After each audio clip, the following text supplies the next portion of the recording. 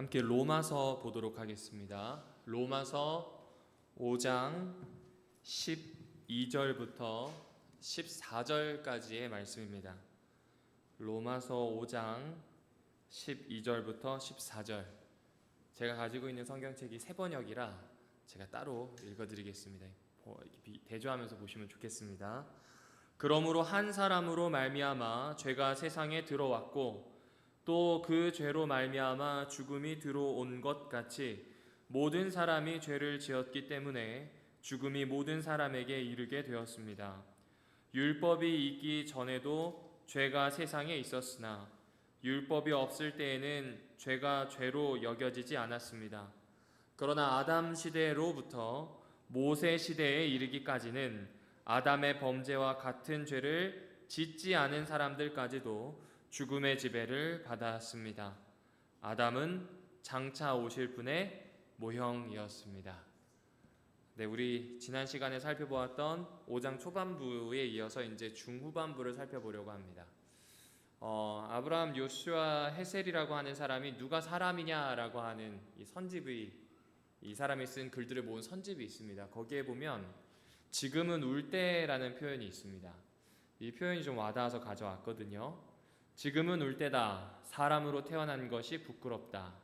사람의 얼굴에서 하나님의 형상이 살아있도록 지키지 못한 종교 앞에서 종교인이라고 불리우는 것이 난처한 일이 되고 말았다. 우리는 하나님을 우리의 성전과 구호들 속에 가두었다. 그리고 하나님의 말씀은 우리의 입술에서 죽어가고 있다. 우리는 마침내 표상이 되기를 그만두었다. 동에는 어둠이, 서에는 가소로운 우쭐거림이 가득 차 있다. 이 밤을 어찌할 것인가? 이 밤을 어찌할 것인가? 오늘 로마서 5장에 딱 맞는 이야기입니다. 지금은 울어야 할 때. 왜 울어야 하는가? 사람의 얼굴에서 하나님의 형상이 보이지 않는다. 사람의 얼굴에서 하나님의 형상이 보이지 않는다는 것은 무엇인가? 종교 혹은 종교인들 그 자체가 하나님의 난처함이 되고 말았다. 왜 난처함이 되었는가? 하나님을 좁은 성전과 좁은 식견이 가득 찬 구호 속에 가두었다. 이 이야기가 아브라함, 요슈아, 헤셀이라고 하는 사람이 쓴 내용입니다. 어쩌면 오늘날의 교회 모습과 많이 닮아있다라는 생각도 듭니다. 프로파간다는 많아요. 두 날개로 비상한다부터 시작해서 제자 훈련에 아니면 열린 예배에 다양한 프로파간다는 많은데 그 프로파간다 안에서 하나님을 확장시킬 수 있으면 참 좋겠는데 점점 더 축소되는 듯한 느낌을 지울 수가 없습니다. 더 중요한 건 오늘 차를 타고 오면서 집사님들이 말씀하셨던 게 좀 뇌리에 남더라고요. 옛날엔 참 순수했대요. 가진 게 없고 가난하니까 복음 받아들이는 것도 참 순수했답니다. 근데 가진 것이 많고 지키기 시작하니까 그게 좀 어려워졌다라는 이야기를 하시더라고요.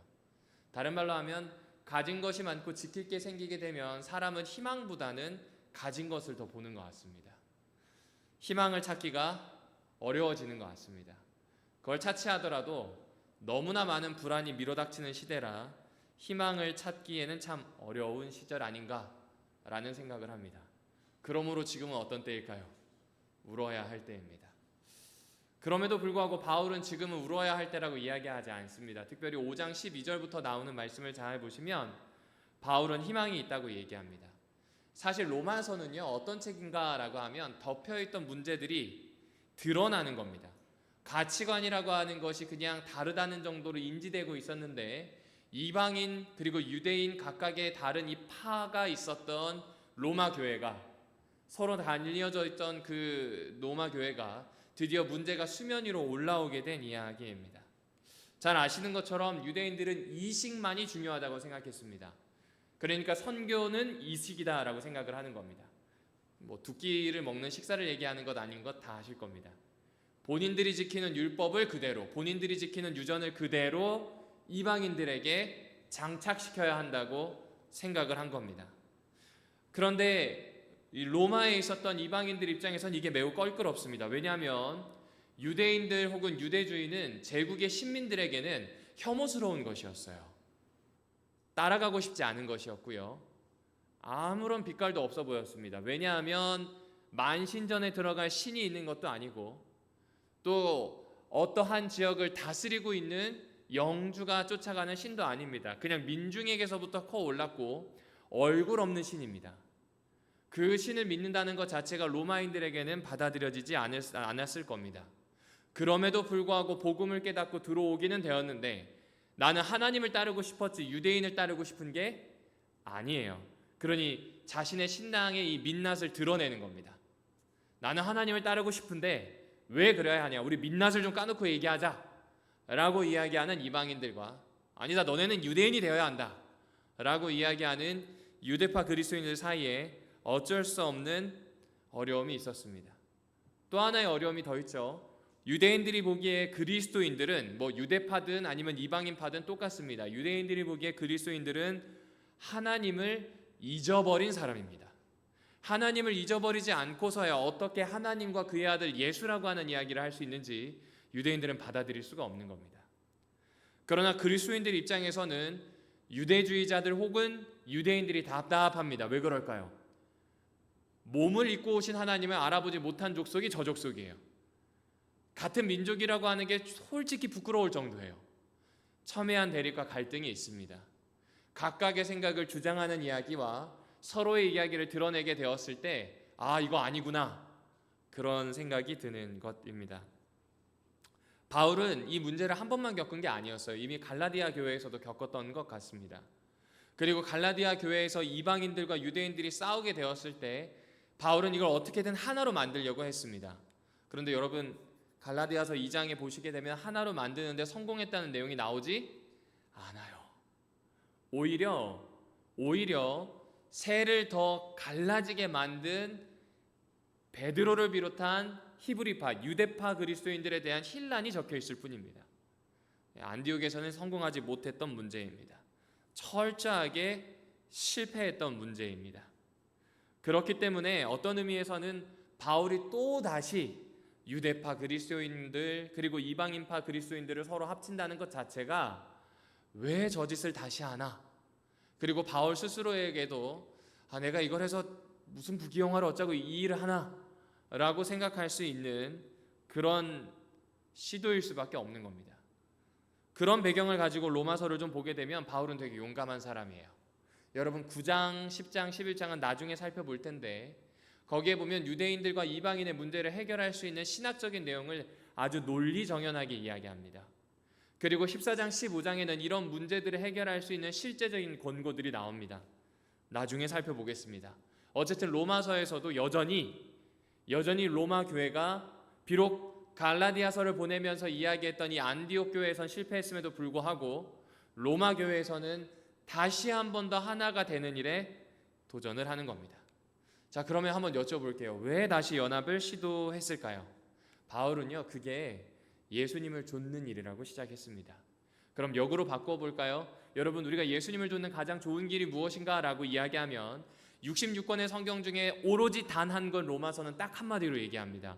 예수님을 좇아서 갈라졌던 것이 붙고 세워졌던 장벽이 무너지고 그리고 서로가 하나 되는 것, 이게 예수님을 좇는 겁니다. 복음이 뭔가? 다른 거 없어요. 갈라졌던 것이 다시 붙는 것, 완전히 갈라진 것이 하나가 되는 것이라는 이야기를 해주고 있습니다.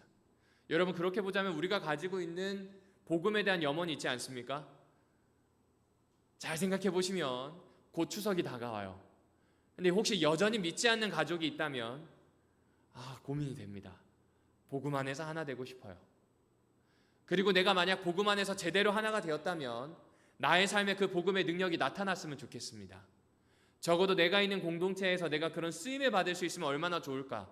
혹여 힘이 든다 할지라도 그런 일이 나에게도 일어나면 좋겠다라는 기다림이 좀 오래된 것 같아요. 바울도 마찬가지입니다. 그럼에도 불구하고 바울은 딱 한마디, 나는 예수님을 쫓아서 복음대로 살아볼랍니다. 그 이야기를 하는 겁니다. 그럼 예수님이 무슨 일을 하셨나? 하나 되기 위해서 무슨 일을 하셨는가? 바울이 인용하는 게 여러 가지가 있지만 그 중에 하나가 무엇이냐면 로마서에서는 의를 이야기합니다. 몇 번 이야기했죠? 의는 정의입니다. 바로 잡는 겁니다. 그래서 제가 지난번 설명드릴 때 정위치시키는 정위라고 하는 관념으로 설명을 드렸습니다. 한번 보실까요? 마가복음 11장 17절과 요한복음 2장 16절에 보면 한마디로 이렇게 번역할 수 있습니다. 기도가 모여야 하는 곳이 성전인데 왜 이곳에 돈이 모이는 곳이 되었느냐? 라는 이야기입니다. 성전의 본로 역할은 기도가 모여야 되는데 돈이 모이고 욕망이 모이고 있으니 이건 안 되겠다 하면서 예수님이 기물파손하고 아주 난동을 부리셨어요. 마가복음 11장 15절부터 18절에 그 모습이 자세하게 나옵니다. 거기에만 있는 게 아닙니다. 여러분 자주 나오긴 하지만 굳이 한 장면을 뽑자면 마태복음 23장 13절부터 36절까지 거기에 명망 있는 바리새인들을 엄청나게 힐난합니다. 여러분 바리새인들은요 그냥 명예로운 사람들이 아니에요. 본이 되는 사람입니다. 금식도 제일 먼저 하고 제일 오래 하는 사람입니다. 금식을 하는 방법을 잘 가르칩니다. 자선을 어떻게 해야 되는지, 어떻게 부를 축적하고 그것을 하나님을 위해 써야 하는지, 가정을 어떻게 다스려야 하는지 신앙의 표본과 같은 사람들이에요. 그런 사람들을 향해서 예수님이 딱 한마디 하시죠. 위선자들 집어치워 이러면서 다 그냥. 그러니 사람들 입장에서는 이상한 것 같아요. 그런데 예수님은 딱 하나 생각하시는 거예요. 바리새인들이 참으로 하나님을 좇는다면 그 정위, 정확한 위치에 있기를 바랬던 겁니다. 하나님을 가리는 위선이 아니라 하나님을 향해 고개를 들고 하나님을 향해 기도를 하고 하나님을 향하고 있기 때문에 내 이웃을 하나님의 눈으로 바라보기를 요청했던 겁니다. 여러분 이 일이 쉬운 일입니까? 어려운 일입니까? 어려운 일이에요. 이거 예수님만 하셨나요? 아니요. 그 전부터 있었던 일입니다. 사실 구약에 있는 선지자들이 끊임없이 회개하라고 하는 이야기는 다 여기 있습니다. 회개를 다른 말로 하면 돌아와라, 제대로 된 정 위치에 있어라 라는 이야기예요. 이 이야기가 만약 제대로 됐다면 1000년 이상 회개하라는 기별이 이루어졌어야 합니다. 그러나 예수님의 때에도 이루어지지 않았던 것 같아요. 그리고 예수님이 승천하신 이후에도 여전히 이 일은 언제 이루어질지 굉장히 행방이 묘연합니다. 그럼에도 불구하고 바울이 지금 뭐 하고 있어요? 의를 부르짖습니다. 예수님을 쫓아서 무언가 하려고 합니다. 마음이 갈라진 사람들의 원래 위치가 한 곳에 모여야 한다는 것을 이야기하고 있는 겁니다. 여러분 혹시 음시를 아시나요? 시골에 사신 분들은 잘 아실 겁니다. 음시가 뭐냐? 음시는 울면서 뿌리는 시예요. 그래서 음시가 아니라 왜 음시냐면 씨를 뿌렸는데 안 나와요. 안 나오면 그 고랑에다가 또 다시 그 위에다 씨를 뿌리는 겁니다. 이 씨가 죽었다고 생각을 하고 위에 또 뿌려서 또 나오게 하는 겁니다. 나올 때까지 뿌리는 거예요. 그래서 울면서 뿌리는 씨예요. 그걸 음씨라고 합니다. 여러분 바울이 뿌린 복음은요 음씨에 가까워요. 처음부터 자리를 잡고 제대로 커 올라온 것이 아니에요. 몇천 년 전부터 회개하라는 이야기가 있었고 가장 강력한 하나님께서 보내신 메시아 예수 그리스도의 복음이 있었음에도 불구하고 안 커 올라왔던 씨입니다. 그 씨를 지금 누가 다시 뿌리고 있어요? 바울이 뿌리고 있어요. 그럼 역으로 이야기하자면 우리가 가지고 있는 복음의 씨도 연거푸 뿌리셔야 합니다. 울며 나가서 씨를 뿌리는 사람만이 거둘 수 있습니다. 그것은 한 번 했기 때문이 아니에요. 몇 번이고 하는 겁니다. 여러분 실패가 없는 건 딱 하나예요. 포기하지 않고 계속 했기 때문이에요. 살아보셔서 아시잖아요. 미래가 예측이 되는 경우 거의 없습니다. 내가 가지고 있는 예상대로 수확을 거두는 일 거의 없습니다. 이번에 내려가서 끝물포도를 아버지랑 같이 잠깐 봤는데 아버지가 하시는 말씀, 야 선우야 내가 이렇게 고생해도 농사를 짓는데 사람의 노력은 5%밖에 안 되는 것 같아. 하늘과 땅이 결정하더라. 그러니까 하나님을 의지하는 것 외에는 방법이 없더라. 내가 할 수 있는 건 비닐 치고 밑에다가 이 깔아가지고 더 이상 이 쓸데없는 움들이 못 올라오게 막고 알 솎아주고 이런 거밖에 할 게 없다라는 겁니다. 나머지는 다 누가 하는 거예요? 하늘과 땅이 알아서 하는 거예요. 다른 말로 하면 하나님이 하실 거예요. 그러니까 그 일을 포기할 수가 없지요. 여러분 아십니까? 이 과일들은 30도가 넘으면 안 익어요. 그래서 열과가 되기도 하고 때로는 타기도 하고 그래요. 30도 안에 있어야 열려요. 우리나라 품종들이 대부분 그렇습니다. 포도는 어떨까요? 너무 민감해요. 30도 딱 넘잖아요. 안 익어버립니다. 그러면 30도 아래 내려와서 다시 익을 때까지 기다려야 해요. 사람이 할 수 있는 게 없어요. 사람은 그저 그 밭을 관리하고 때 되면 물 주고 때 되면 나가서 알 쏟고 때 되면 수없이 자라나는 곁눈들을 쳐내는 것 외에는 방법이 없어요. 우리의 삶이 그래요. 복음도 마찬가지입니다. 사람의 마음속에서 포도 넝쿨처럼 자라나고 있는 수없이 많은 문제들과 어려움을 해결할 수 없습니다. 우리가 할 수 있는 것은 그 위에다가 하나님이 임재하기를 바라며 가지를 치는 것, 만약 아직 심기어지지 않았다면 심고 또 심는 것 외에는 방법이 없습니다. 외부를 향해서만 그럴까요? 아니요, 제 내부도 마찬가지입니다. 아무리 예수 그리스도의 복음을 알고 거듭났다 할지언정 우리의 마음밭은 마태복음에 표현하는 것처럼 기경되지 않았을 확률이 4분의 3입니다. 옥토가 있지만 때로는 돌밭이 되기도 합니다. 때로는 가시덤불이 있기도 합니다. 이런 밭을 기경하려는 것 자체는 굉장히 어려운 일입니다. 음씨를 뿌려야 합니다. 너나 나나 음씨를 뿌려야 합니다. 그럼 가장 좋은 음씨는 어떻게 뿌리는가? 말씀 앞에 무릎 꿇는 건 맞습니다. 그 말씀 앞에 무릎 꿇는 것을 가장 강력하게 할 수 있는 일이 기도입니다. 오늘 우리 그러려고 모였습니다. 바울이 음씨를 뿌리듯 오늘 너와 나에게 복음의 음씨를 뿌리려고 하는 겁니다. 이런 사람이 사라지지 않는다면 희망은 사라지지 않는 겁니다. 아무리 희망이 없어 보여도 시대가 어두워 보여도 작은 빛깔을 가지고 음씨를 뿌리는 누군가가 있다면 대단하죠. 여러분 도산 안창호 선생을 기억하시나요? 똑똑했어요. 24살에 미국에 유학을 갑니다. 그런데 유학을 가서 봤더니 한인들 이퀄 더러운 사람이에요. 씻지도 못하고 말도 안 통하고 뭐 일을 해도 어렵고 그리고 다른 민족과 다르게 서로 이상하게 이간질이 빨리 되는 민족이었답니다. 당시에. 그래서 이분이 무엇을 했냐면 유학을 하는 와중에 한인들이 살고 있는 곳에 가서 밭을 갈아줬대요. 그리고 화단을 놓아줬답니다. 처음에 사람들이 얼마하고 말겠지. 우리한테 뭐 뽑아먹으려나 보다. 이 생각을 했는데 이게 한 달, 두 달, 6달 되다 보니까 같이 하기 시작을 했어요. 그러면서 뭐 하기 시작했냐면 영어가 되니까 이 날이 더운 지역에 있었거든요. 그분이 이 주변에 있었던 오렌지 밭에 조선인들을 넣기 시작한 겁니다. 그리고 뭐라고 했는가? 정성스럽게 오렌지를 따라.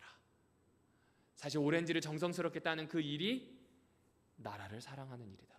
여러분, 오렌지를 정성스럽게 따는 게 나라를 사랑하는 일일까요? 이분의 설명은 이렇습니다. 오렌지를 정성스럽게 따면 상하지 않을 것이다.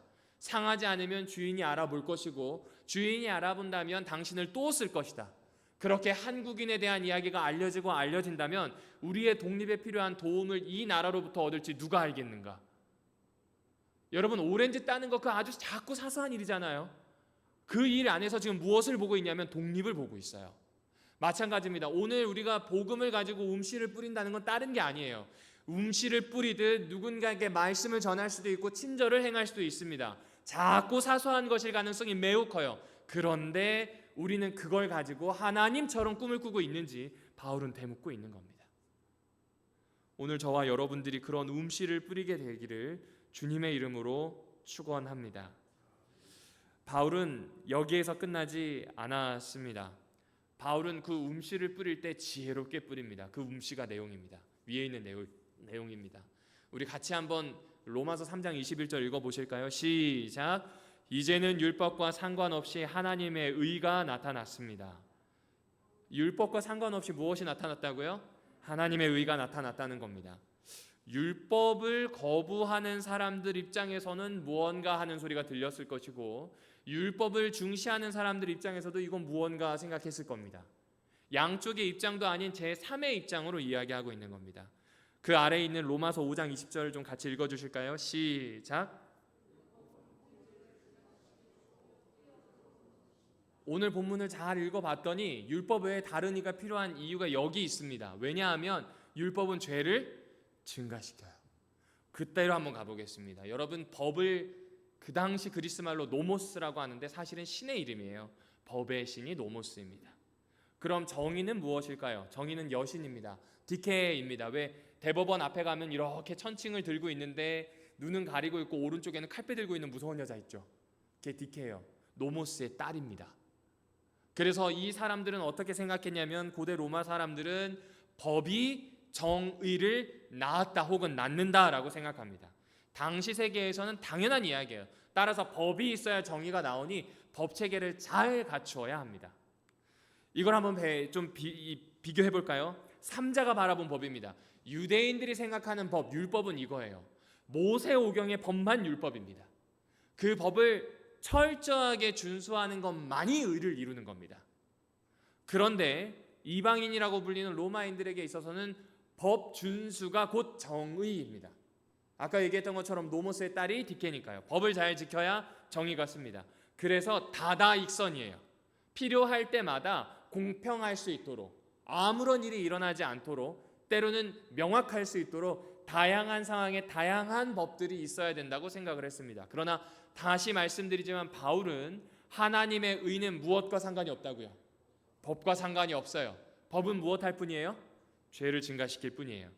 이 양쪽 다 좀 의아할 수밖에 없는 겁니다. 왜 그럴까 찾아보니까 불법의 상황이 늘 새롭게 포착이 됩니다. 여러분이 지금 우리나라에 있는 이 법이 몇 개나 되는지 혹시 아시나요? 저도 모릅니다. 근데 듣기로는 수십만 개랍니다. 조항까지 다 따지면 엄청 많대요. 그 상황 하나하나를 차곡차곡 쌓아온 판례들이 법이 되었습니다. 그러니까 새로운 상황이 생기면 새로운 법조항이 생겨요. 새로운 법조항이 생긴다는 건 무엇이 불법인지 더 명확해지므로 죄의 목록이 증가하게 되는 겁니다. 이렇게 되면 좋아 보이죠? 아니에요. 바울이 보기에 법이 좋은 점은 딱 하나입니다. 로마서 7장 7절 율법에 비추어 보지 않았다면 나는 죄가 뭔지를 알았다고요, 몰랐다고요? 그것 빼고는 좋은 게 없답니다. 이거 외에는 법이 증가되면 증가될수록 짐이 될 뿐이지 이걸 어떻게 사람이 털어낼 수 있는 일이 아니다, 이렇게 이야기하는 겁니다. 그리고 무엇보다 더 중요한 건 그런 방식으로 서로를 정죄해봤자 너는 법을 어겼다, 아니 그 법 필요 없다, 서로 정죄해봤자 하나 되는 일에는 하당 도움이 되지 않아요. 그래서 바울은 무엇이라고 이야기하는가? 율법에 다른 의가 나타났다, 다른 법이 나타났다 표현합니다. 그리고 5장에 잘 보시게 되면 자주 나오는 단어 중에 하나가 바로 선물입니다. 이 선물에 대한 어떤 의미를 깊게 보려는 것보다 이 바울이 하고자 하는 이야기에 조금 더 집중하고 싶습니다. 바울은 딱 한마디를 하고 싶은 거예요. 법조항을 늘리지 말고 법조항을 늘리는 대신 어떤 방식으로 정의가 오는지 선물로서 경험하면 사람은 그 정의를 지킨다는 겁니다. 옛날에 어린이들에게 이런 실험을 했어요. 어떤 실험을 했냐면 차선을 이 횡단보도가 있잖아요. 이 횡단보도가 있는데 그냥 지나가게 했답니다. 뭐 아무것도 없어요. 신호등도 없고 하니까 그냥 지나가게 했답니다. 그냥 지나가게 했는데 한 선생님이 꾀를 내어서 어떻게 했냐면 횡단보도를 지나갈 때 만약 한 번이라도 멈추면 사탕을 하나 주겠다라고 얘기를 했어요. 그 다음에 애들이 어떻게 했을까요? 횡단보도 그냥 지나갔을까요? 좌우를 봤을까요? 좌우를 봤어요. 좌우를 본 다음에 누굴 봤을까요? 건너편에 있는 선생님을 봐요. 선생님이 여기서 끝나지 않습니다. 버스를 탈 때 기사 아저씨한테 인사하면 사탕을 하나 주겠다고 합니다. 자, 그러면 아이들이 스쿨버스를 탈 때 어떻게 할까요? 그냥 막 후다닥 올라갈까요? 아니면 기사 아저씨한테 인사할까요? 인사하죠. 그 다음 또 누구를 볼까요? 네, 선생님 보겠죠. 그 얘기하는 거예요. 법으로 눌러놔 봤자 법만 늘어나고 불법에 대한 가짓수만 늘어날 뿐이지 선물이 있지 않고서는 사람은 바뀌지 않는다는 걸 바울이 여기다 적는 거예요. 그 선물이 무엇인가? 하나님이 하신 일, 그것이 선물이자 복음이라고 소개해주고 있는 겁니다. 그러면 하나님이 하신 그 일은 무엇인가? 성경은 한마디로 이야기합니다. 십자가라고 표현을 합니다. 여러분, 십자가는 무엇이냐면요, 증오와 증오가 쌓이는 것을 막는 겁니다.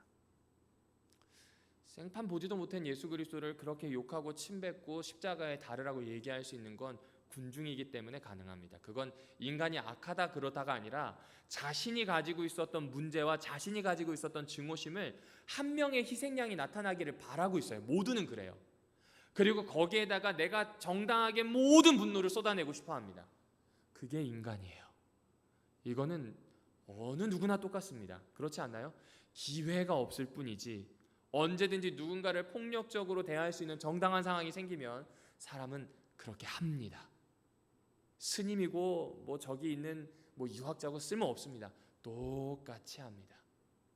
안 할 것 같다고요? 합니다. 십자가는 그런 장소입니다.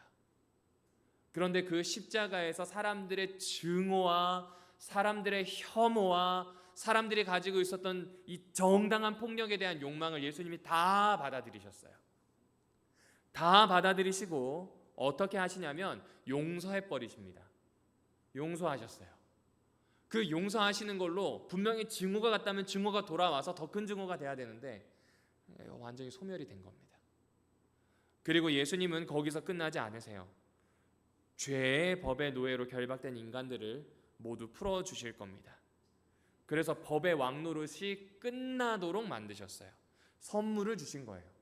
법으로 가지고 아무리 해봤자 서로 혐오하는 것밖에 생기지 않으니 진짜로 선물을 주신 거예요. 십자가라는 선물을 딱 주셔서 예수만 쳐다보게 하는 거예요. 그럼 예수만 쳐다보면 이제부터 사람이 뭐 하냐면 법에 맞는 행동이 아니라 예수에게 맞는 행동을 하려고 하는 겁니다. 곧 예수의 말이 무엇이 되는 거예요? 법이 되는 거예요. 그래서 인간에게는 이제 두 가지 선택이 주어지죠. 하나는 십자가를 통해서 하나님의 정의가 나에게 선물로 주어졌으니 자신도 다른 사람들에게 조건 없이 나누어 주는 겁니다. 다른 말로 하면 하나님의 정의에 나도 참여하는 거예요. 이거 어렵습니다. 정말 어려워요. 저도 오늘 뒤에 어른들이 많이 앉아 계셔서 입을 꾹 다물어서 그렇지 정말 운전하는데 화가 너무 나더라고요. 와 진짜 운전 뭐같이 해요. 너무 화가 나더라고요. 계속 이렇게 멈추게 되니까 위험한 상황이고 뒤에 사람이 있으니까 너무 신경이 쓰여서 막 이렇게 화가 나더라고요. 그것뿐일까요? 아니요, 그렇지 않습니다. 사람은 그 외에도 치자면 자신이 가지고 있는 이 판단의 잣대로 난도질을 할 수밖에 없는 존재예요. 그런데 나에게 그 난도질할 수 있는 칼 대신에 십자가를 그 손에 얹어주는 순간 사람은 하나님의 정의에 참여하게 됩니다. 두 번째 선택이 있죠. 그 십자가를 어떻게 하고요? 정확히 얘기하면 그 선물을 거절하고요. 다시 내 손에다가 수갑 채워요. 그리고 오른손에 수갑을 들고 다닙니다. 이 정보의 장로님 만나면 그 손에다가 딱 채워요. 나랑 똑같이 만드는 거예요. 이렇게 선택할 수 있는 거예요. 그 선택이 인간 앞에 있습니다. 여러분 로마서의 상황을 보게 되면 그게 훨씬 쉽습니다. 문화가 다르죠. 가지고 있었던 생각이 다르죠. 율법에 대한 가치관 완전히 다르죠. 이건 뭐 살 수가 없습니다. 이거는 따로 떨어뜨려 놓는 게 답이에요. 그런데 굳이 하나가 되라. 이유는 하나예요. 십자가 때문입니다. 그리고 그 십자가에 대해서 바울은 이렇게 설명합니다. 로마서 3장 25절입니다. 같이 읽어주시겠어요? 시작. 하나님께서는 이 예수를 속죄 제물로, 여러분 여기 속죄 제물이 찾아보니까 힐라스테리온이라고 하는 말이더라고요. 다양한 용례가 있는데 꽤 큰 한 45% 정도 되는 용례가 속죄소라는 데 쓰였습니다. 여러분이 너무나 잘 아시죠? 속죄소는 법궤 뚜껑입니다. 그 법궤 뚜껑인 속죄소는 사실상 하나님의 임재를 상징할 뿐만 아니라 하나님의 임재가 거룩하게 되어서 온 사방으로 펼쳐지는 곳으로 보게 됩니다. 그런데 이 속죄소도 더럽혀질 수가 있었어요. 무엇 때문에요? 이스라엘의 죄 때문입니다. 그래서 속죄일의 대제사장은 이 덮개에 희생제물의 피를 뿌립니다. 알고 계시는 것처럼 희생제물은 두 마리죠. 스케이프고트라고 부르는 아사셀을 위한 염소, 얘는 죽이지 않아요. 얘는 나중에 사람들 없는 데 가서 굴려버립니다. 그러나 또 다른 염소가 있어요. 이 염소는 어디에 쓰냐면 그의 피를 가지고 성소에 있는 모든 기물들을 깨끗게 합니다. 그리고 어디까지 들어가냐면 속죄일의 대제사장은 속죄소까지 깨끗하게 하고 나옵니다. 그러니까 구약에서 죄는 자기 자신만 더럽히는 게 아닌 겁니다. 그들이 사는 땅을 더럽히고 속죄소로 예표가 된 하나님의 이름을 더럽히고 하나님의 이름이 성소 안에 있으므로 사실상 성소 전체를 더럽히는 것, 이게 죄입니다. 따라서 피를 뿌린다는 건 정결하게 하는 예식. 그러면 속죄일마다 사람들은 깨닫게 되겠죠. 죄는 내 안에만 있는 고립된 문제가 아니라는 겁니다. 죄는 내 안에만 있는 문제가 아니라 나의 외부의 세계에 어떤 방식으로든지 영향을 끼쳐요, 안 끼쳐요? 끼칩니다. 언제 우리가 볼 수 있어요? 자녀 나오면 볼 수 있습니다. 꼭 안 닮았으면 하는 그 톡 튀어나와 있는 성격은 희한하게 닮습니다. 닮았으면 좋겠다 싶은 건 죽었다 깨어나도 안 닮는데 희한하게 닮습니다. 저희 어머니가 저를 보면서 하시는 말씀이에요. 어째 너는 엄마 아들인데 뭐 별 수 있나? 저는 이렇게 얘기하거든요. 희한하죠? 참 희한합니다. 그런데 이게 단순히 닮는 문제가 아니라 죄라고 하는 인간이 가지고 있는 근원적인 문제 역시 똑같다는 거예요. 나로 끝나지 않고 외부의 어떤 방식으로든지 영향을 끼치게 됩니다. 그러면 바꾸어서 이야기하면 속죄는 나만 깨끗하게 되면 될 문제일까요? 아니겠죠. 성소가 바로 잡히고 성소가 있는 그 땅이 정결해지고 더 나아가 공동체가 깨끗해지고 바로 세워지는 것, 이것이 바로 속죄입니다. 예수님이 하신 일 그거 아닌가요? 위선 떨지 말아라 바리새인들아, 아픈 사람들아 이리 와라, 너를 원래의 위치인 유대인으로 회복시켜 주마. 이게 예수님이 하셨던 복음의 메시지입니다. 정 위치에 두는 겁니다. 우리가 속죄한다고 하는 것은 단순히 나와 하나님의 관계에서만 끝나는 것이 아니라 이게 출발점이 되어서 사실상 온 피조 세계가 하나님 앞에서 정결해지는 것을 이야기하는 겁니다. 그런데 주목해야 될 것은 이 사건이 속죄일에 일어날 때 딱 한 마리의 양으로 일어났다는 겁니다. 몇 마리요? 한 마리요. 마치 움씨를 심는 한 사람처럼. 드물거든요, 그렇게 농사 짓는 분들은. 유대인과 이방인과의 화해도 그렇게 볼 수 있는 겁니다. 왜 반드시 화해해야 될까요? 속죄에서 나만 깨끗해지는 게 성경이 가르치는 게 아니거든요. 하나님이 가르치는 속죄는 나뿐만 아니라 온 피조 세계가 깨끗해지는 거예요. 그러므로 문제가 있는 나와 이방인 혹은 나와 유대인이 깨끗해져야 돼요. 그러니 바울은 이 일을 멈출 수가 없는 겁니다. 갈라디아서에서 소개한 것처럼 안디옥에서 실패했음에도 불구하고 멈출 수가 없는 것입니다. 그래서 에베소서에서는 이렇게 이야기합니다. 그리스도께서는 유대 사람과 이방 사람이 양쪽으로 갈라져 있는 것을 하나로 만드신 분이십니다. 2절 띄어서 이렇게 이야기합니다. 원수된 것을 십자가로 소멸하시고 이 둘을 한 몸으로 만드셔서 하나님과 화해시키셨습니다. 그러니 바울은 높게 예수 그리스도를 세우는 겁니다. 딱 한 분이신 예수 그리스도를 높게 속죄합니다. 그리고 높게 속죄하면서 사실은 이분이 우리의 새로운 사람의 표상, 이미지라고 이야기하고 모본이라고 이야기합니다. 동시에 여러분이 알고 계시는 것처럼 로마서에서는 아담을 다시 한번 떠오르게 합니다. 사실은 예수보다 먼저 떠오르게 한 게 아담이죠. 아담을 왜 떠오르게 했을까요? 그가 가지고 있는 영향력에 대해서 이야기하는 겁니다. 여러분, 그가 가지고 있는 영향력에 대해서 우리는 원죄라고 부르죠. 그리고 그 원죄가 우리한테 상속되는 것처럼 설명하기도 합니다. 우리 교회에선 그 믿음을 받아들이진 않습니다. 그러나 대부분 그렇게 생각하기 쉽습니다. 아비의 죄가 그 아들에게, 아들의 죄가 그 손주에게. 그러나 법체계에서도 그렇게 하는 경우는 없습니다. 조금 연구해보니 딱 한 가지를 이야기하더라고요. 원죄는 맞아요. 그런데 개념은 상속죄가 아닙니다. 우리가 알고 있는 원죄의 개념이 상속죄가 될 때 문제가 되는 겁니다. 그러면 아담이 잘못했음에도 불구하고 왜 우리에게는 문제가 일어났을까요? 다양하게 설명할 수 있을 겁니다. 그러나 한 가지는 분명해요. 아담이 했던 행동을 우리도 그대로 합니다. 다시 말씀드릴게요. 아담이 했던 행동을 우리가 어떻게 한다고요? 그대로 행합니다. 그리고 모두가 겪었을 그 일을 우리가 모두가 겪게 됩니다. 이것은 역사성에 대해서 밀어내는 겁니다. 시간에 대해서 밀어내는 거예요. 대대손손 내려오는 거에 대해서 밀어내요. 오히려 역사를 이렇게 딱 세워놓고 최태초부터 지금까지 있는 역사를 이렇게 하나를 꿰뚫어 버리는 거예요. 인간이라고 하는 본질이 무엇인지를 꿰뚫어서 이야기하는 거예요. 시작은 거기가 맞는데 모두가 가지고 있는 문제라는 걸 아담의 대표성을 들여서 우리에게 이야기해주고 있는 것입니다. 자, 그러면 다시 말씀드리지만 어떻게 해야 될까요? 여러분, 얘네가 누군지 아시죠? 예, 아마 동물의 세계를 보신 분들은 다 알 겁니다. 누라고 하는 아프리카 소떼입니다. 얘네들은 어떻게 하냐면요, 이 해에 한 번은 대이동을 시작합니다. 많이 움직일 때는 12만 킬로 정도를 달린대요. 엄청 달리죠. 대륙이 넓으니까요. 그렇게 달려서 풀이 있는 곳에 갑니다. 근데 얘네들이 두 번의 중요한 선택을 하는데, 첫 번째 중요한 선택을 언제냐면 대장을 뽑을 때입니다.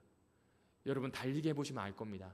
달리기 막 한 다음에 숨이 헐떡거리고 목이 마르잖아요. 그때 물 마시면 될까요, 안 될까요? 큰일 날 수도 있습니다. 그때는 진짜 목을 축이듯이 조금만 마셔야 된대요. 누도 그래야 돼요. 열심히 달린 다음에 강물이 있잖아요. 그러면 이 대장이 되지 않아야 될 놈이 대장이 되면 울부짖는데요. 물이다 하고 울부짖으면 다 가서 물에 빠져 죽는답니다. 뒤에서 미니까요. 그러니까 끝까지 참아가면서 천천히 속도를 줄이고 물에 갔을 때 물을 마시게 할 수 있는 참을성 있는 대장을 얘네들은 뽑아야 한답니다. 방식은 어떤지 모르겠지만 어쨌든 하나가 생깁니다. 그 다음에 두 번째 대장이 필요합니다. 바로 이 물에 뛰어드는 대장이 필요합니다. 물에 뛰어드는 대장은 어떤 대장인가? 건너가야 돼요. 여기는 풀이 없고 저 강 너머예요. 저 강 너머 몇 킬로 혹은 몇만 킬로 되는 그곳에 분명히 풀이 있을 거예요. 그래서 그곳으로 뛰어가야 되는데 이 강은 반드시 건너야 합니다. 그러나 그 강 안에는 뭐가 있는지 몰라요. 승질 나쁜 하마가 있을 수도 있고요. 악어가 있을 수도 있어요. 알아요. 육지 생물이 물속에 들어갔다는 맥도 못 추고 죽을 걸 알아요. 그런데 이때 제일 먼저 뛰어드는 용감한 대장이 있을까요, 없을까요? 그 놈이 있어야 다 건너갑니다. 희한하죠? 그 놈이 있으면 다 건너가기 시작하면서 몇은 물려 죽어요. 그러나 대부분은 살아서 자신의 역사를 이어가게 됩니다. 그런 의미로 얘기하고 있는 거예요. 예수가 하신 일이 어떤 일인가? 마치 첫 번째 뛰어드는 누구와 같은 거예요. 여러분 잘 생각해 보십시오. 역사가 발전될 때도 보면 누군가 두려움을 뚫고 혼돈의 강물 속으로 들어갔습니다. 가나안으로 들어가고자 했었던 출애굽한 이스라엘 공동체도 생각을 해보십시오. 처음에 홍해는 열린 곳을 지나갔어요. 꼭 읽어보세요. 꼭 읽어보시면 열린 곳을 지나갑니다. 밟을 믿음이 없었는지 모르겠어요. 그러나 40년 동안 훈련된 이스라엘 민족은 요단을 건널 때 제일 먼저 법궤를 앞세우고 그 법궤를 메고 있는 제사장, 레위인과 제사장들이 발을 담굽니다. 발을 담그게 되면서 열립니다. 그 첫 번째가 있었기 때문에 요단을 건너갑니다. 예수님도 마찬가지 아니실까요? 죽음과 공포라고 하는 도도한 물결이 있습니다. 그곳에 자신의 생명이 완전히 끝날 것을 명명백백하게 아심에도 불구하고 처음으로 뛰어드셨습니다. 그 처음으로 뛰어드셨기 때문에 우리를 향한 생명의 문이 열리게 되었습니다. 시대를 꿰뚫고 있었던 엄청난 사망이라고 하는 그 규준선이 예수님 때문에 또 끊어지게 되는 사건이 이때 일어나게 되는 겁니다. 그러나 이 말은 여러분이 오해하지 않으셨으면 좋겠습니다. 예수님이 다 했으니 우리 아무것도 안 해도 된다, 그 얘기가 아니겠죠. 제일 먼저 쫓아갔으니 나머지 누구 때처럼 어떻게 해야 될까요? 쫓아가야죠. 건너가야 합니다. 그게 우리 앞에 있는 이야기입니다. 그러나 아담은 그렇지 못했습니다. 바울은 이 부분을 이야기해주고 있습니다. 자, 그러면 이제 오늘의 이야기를 좀 마무리해야 될 것 같아요. 좋습니다. 그런 예수님, 그런 복음, 그런 음씨를 뿌리는 사람 다 좋습니다. 그런 한 사람으로 예수가 오셨다는 건 좋은데 그게 나와 무슨 상관이면 내가 어떻게 살아야 하겠습니까? 이 문제에 대해서 아주 간결하게 이야기합니다. 바울이 살아있다면 이렇게 얘기할 것 같아요. 선우야, 네가 변하면 옆 사람 변한다. 남 신경 쓰지 마라. 두 번째, 옆에 기웃거릴 것 전혀 없다. 앞만 보고 가라. 그리고 예수께서 앞서가신 그 길을 주저 말고 따라가라. 괜히 민그적거려봤자 어차피 갈 거 더 피곤하기밖에 더 하겠니? 한 사람 한 사람이 귀하다는 걸 알아라. 예수 한 분이 모두를 하나하나의 개별된 인격체로 두고 돌아가셨던 것처럼 시대의 소망에도 나오잖아요. 죄인이 오직 나 한 명이 있다 할지라도 그 한 사람을 위해서 예수님은 십자가에 달리셨을 거라는 갈바리 파트의 이야기 너무나 잘 기억하시지 않습니까? 그러므로 환대해라, 주변을 맞아들여라, 만나라, 친절해라. 이게 바울이 복음을 가지고 이야기하는 겁니다. 그러다가 문득 떠오른 시가 하나 있었습니다. 방문객이라고 하는 시인데요. 그 시에 이런 얘기가 있습니다. 사람이 온다는 건 실로 어마어마한 일이다. 맞나요? 예, 그는 그의 과거와 현재와 미래와 함께 오기 때문이다. 여러분 결혼하실 때도 현재만 보고 결혼하셨죠? 예, 뭐 누구나 다 똑같습니다. 근데 그의 과거가 올 줄 누가 알았겠습니까? 그의 미래까지 책임져야 될 줄 누가 아셨겠어요? 그죠? 하지만 그것이 얼마나 귀중한 일인지를 한 번 더 설명해 줍니다. 그리고 시인은 이렇게 이야기합니다. 나머지 부분은 저와 같이 한번 천천히 읽어 주실 수 있을까요? 시작. 한 사람의 일생이 오기 때문이다. 부서지기 쉬운, 그래서 부서지기도 했을. 그렇죠. 저희 아버지가 한마디를 이야기하셨어요. 가족은 무엇으로 사는가? 불쌍한 마음이 필요한 것이다. 생각해봐라. 세상 누가 불쌍히 여겨주겠는가? 아프면 내쫓고 버리지 누가 불쌍히 여기겠는가? 가족이 아니면 그렇게 하겠는가? 똑같은 이야기인 것 같습니다. 방문객이지만 객으로 맞아들이는 게 아니라 우리 중에 하나로 맞아들이자는 것이죠. 객으로 오셔서 우리를 위해 돌아가신 예수님처럼 어쩌면 우리도 객 취급을 당할 수 있지만 예수님처럼 누군가를 맞아들이는 일 말입니다. 멀리서 할 거 없는 것 같습니다. 왜냐하면 한 신학자가 이야기했던 것처럼 정말로 중요한 것은 하나님이 우리 곁에다가 데려다 놓으신 그 일을 사랑하는 것, 이것이 예수를 환대하는 것이라는 표현을 하더라고요. 장 바니에라고 하는 한 공동체를 만든 신부님의 이야기입니다. 그렇습니다. 사랑하는 오눔교회 성도 여러분들이시여, 아까 설교 제목을 보셔서 알겠지만 하나는 큰 의미가 없어요. 한 사람 하면 그냥 옷깃만 스쳐도 인연일 수도 있지만 옷깃만 스쳤을 수도 있습니다. 그런데 그 하나가 대표적인 것이라고 하면 조금은 주목할 수 있습니다. 그러나 대표적인 건 몇 개 있어요. 그리고 그 대표적인 것이 만약에 나와 관계를 맺고 연루가 되어서 유일한 것이 된다면 얘기는 많이 달라집니다. 예수님이 우리를 그렇게 대하셨다고 바울이 소개하는 거예요.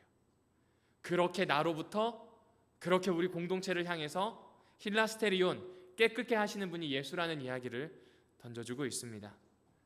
지금은 울 때가 맞습니다. 그러나 우는 만큼 옆 사람의 눈물을 닦아주어야 하는 때이기도 합니다. 전도회가 다가오기 때문에 이런 설교를 하는 게 아니라요, 이게 너무 필요한 것 같아요. 옆에 누군가 나의 아픔을 함께 해주지 않는다면 세상에 무엇이 희망이 있겠습니까? 누군가에게 그렇게 손을 내밀 수 있는, 또 무엇보다 나에게 손을 내밀어 주신 예수가 있음을 잊지 않으시는 저녁이 되기를 주님의 이름으로 축원합니다. 앞에 있는 기도의 제목을 가지고 함께 기도하도록 하겠습니다. 오늘 박경희 집사님이 오전에 수술을 하셨고요. 네, 지금은 깨어나셨다고 하는데 상황은 많이 좋다고 아까 이 부군께서 이야기하시는 걸 들었습니다. 빠른 쾌유를 위해서 기도해 주시면 좋겠습니다. 장례 일정을 치르고 있는 윤 장로님 일가를 위해서, 또 특별히 믿지 않는 우리 식구들이 많이 있습니다.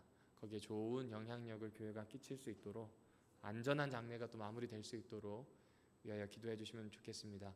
얼마 전에 이기자 집사님을 잠깐 통화했는데 많이 목소리가 힘들어 하시더라고요. 따님의 결혼식을 준비하시면서도 아마 쉽지 않으시겠다 싶습니다. 위하여 기도해 주시면 감사하겠습니다. 음악이 마칠 때까지 계신 자리에서 개별적으로 기도하겠습니다.